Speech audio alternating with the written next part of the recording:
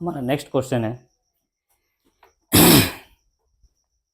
A wire is in the shape of square. एक wire है, एक तार है जो किसके शेप का है, स्क्वायर के शेप का है। मतलब एक तार का यूज किया गया है क्या बनाने में, एक स्क्वायर बनाने। मान लेते हैं ये कि हमारी क्या है, एक वायर है, वायर है, ये हमारी क्या है, एक वायर है भाई, ये हमारी एक वायर है,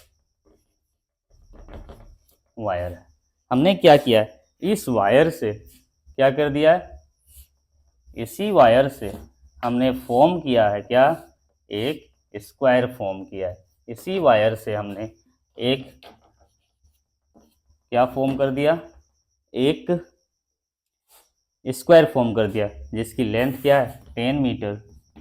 स्क्वायर की सारी लेंथ क्या होती है, इक्वल्स होती है। मतलब इस वायर को हमने क्या किया, बैंड किया, इस तरह से बैंड किया कि क्या बन गया, एक स्क्वायर की तरह का स्ट्रक्चर्स बन गया।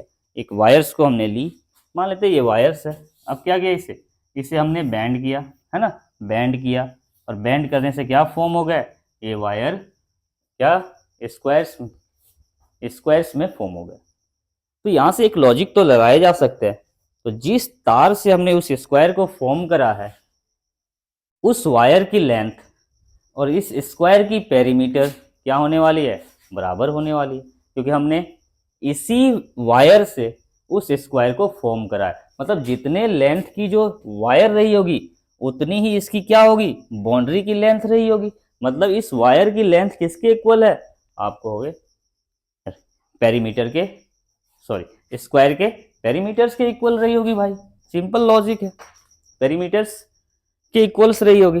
तो हम यहाँ से फाइंड कर सकते हैं, सबसे पहले तो हम फाइंड करते हैं लेंथ ऑफ वायर। हमारी लेंथ ऑफ वायर क्या रही होगी, तो लेंथ ऑफ वायर क्या हो जाएगी हमारी, लेंथ ऑफ वायर जो होगी, वायर वो इक्वल होगी किसके, पेरीमीटर ऑफ इसके स्क्वायर के। हमारी जो लेंथ ऑफ वायर होगी वो इक्वल होने वाली है पेरीमीटर के, पेरीमीटर्स ऑफ स्क्वायर के इक्वल होने वाली है। तो पेरीमीटर्स का स्क्वायर क्या, 4 इंटू साइड, 4 साइड की वैल्यू क्या 10, तो कितनी हो गई 40 मीटर्स की हमारी क्या हो गई, इस वायर की लेंथ हो गई भाई। इस वायर की जो लेंथ थी वो कितनी थी, तो 40 मीटर हमारी इस लेंथ की वायर थी। अब हमने क्या किया, इफ द वायर इज रिबैंड, फिर से वायर को क्या किया गया, बैंड किया गया, फिर से वायर को बैंड किया गया, और इस बार बैंड करके क्या बनाया गया, इस बार बैंड करके हमने क्या फॉर्म कर दी, एक रेक्टेंगल फॉर्म कर दी। हमने बैंड करी वायर्स को और क्या फॉर्म कर दी, रेक्टेंगल्स फॉर्म कर दी इसी वायर से। तो ये वायर्स की लेंथ कितनी है 40 मीटर्स, और उसी 40 मीटर्स के वायर से को हमने फिर से बैंड करा और क्या बना दिया, हमने एक रेक्टेंगल्स फॉर्म कर दिया। कितने रेक्टेंगल्स फॉर्म किए हमने, लेंथ, ऐसा रेक्टेंगल्स फॉर्म किया जिसकी लेंथ क्या है 12 मीटर है। मतलब लेंथ दिए हुए में 12 मीटर, हमें इससे मान लेते हैं पी क्यू आर और एस। मतलब ये 12, तो ये भी क्या हो जाएगी 12, अपोजिट साइड इक्वल होती है, इक्वल्स होती है। तो हमें इसकी ब्रेथ फाइंड करनी है, तो फाइंड इट्स ब्रेथ। तो एक लॉजिक तो यहाँ पे फिर से हम बोल सकते हैं, है ना, length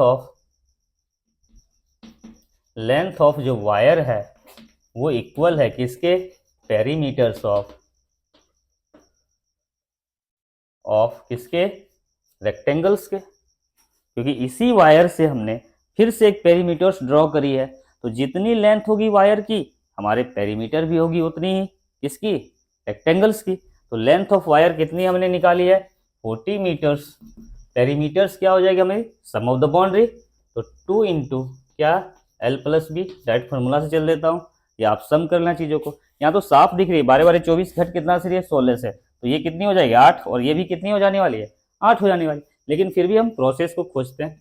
40 equal to 2 into L कितनी है भाई 12, और ब्रेथ कितनी है हमें नहीं पता, ये मल्टीप्लाई में इधर आएगी, आपको डिवाइड में 40/2 इक्वल टू 12 प्लस क्या हो जाएगी बी, ये कट गई इससे कितनी बार में 20 बार में, तो 20 इक्वल टू 12 प्लस बी, यहाँ से b की वैल्यू निकाला, ये प्लस में इधर आएगी, माइनस में 20 माइनस 12, क्या निकल गई यार रिजल्ट 8। ये कितनी हो जाएगी हमारी ब्रेथ 8। देखिए 12 12 24 और 8 8 16, 24 और 16 कितनी हो गई 40 हो गई, पुर गई ना। तो हमारी ब्रेथ निकल चुकी है कितना 8 मीटर्स निकल चुकी है।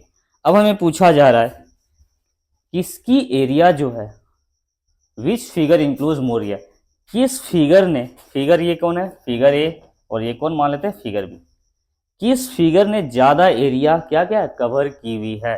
तो इसकी जब हम एरिया निकालेंगे है ना, आप अच्छे से उसको सजा लेना आगे है ना, हमारे पास स्पेस कम होने के कारण हम चीज़ों को यहीं इक्वेट कर। तो यहाँ देखिए ये एरिया कितना निकालेगी, इसकी एरिया क्या हो जाएगी हमारी, आप हो गया side square, side into side, side हमारी क्या है 10 इंटू 10, कितनी होगी इसकी एरिया 100 मीटर्स स्क्वायर।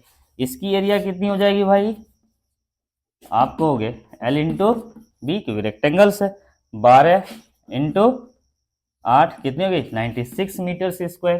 तो किसकी एरिया ज़्यादा है भाई, इसकी एरिया क्या है ज़्यादा है, और इसकी एरिया कम है, क्या है कम है। तो which figure enclose more area, किस फिगर ने ज़्यादा इंक्लोज की, तो स्क्वायर ने, स्क्वायर ने ज़्यादा एरिया कवर की है, कितना ज़्यादा, इससे कितना ज़्यादा, तो कितना ज़्यादा कवर की हुई है भाई, तो आप हो गए 4 मीटर स्क्वायर ज़्यादा एरिया इसने रेक्टेंगल से कवर की हुई है। तो स्क्वायर और रेक्टेंगल में हमने लगभग आपको है ना हर एक तरह के प्रॉब्लम्स को डील करा चुका हूँ। अब हम फिर एक नए टाइप्स के प्रॉब्लम्स को लेकर कल फिर से एक नए सेशन में हम स्टार्ट होंगे। मिलते हैं आपसे अगली क्लास में, तब तक के लिए पढ़ते रहिए, कीप स्टडी।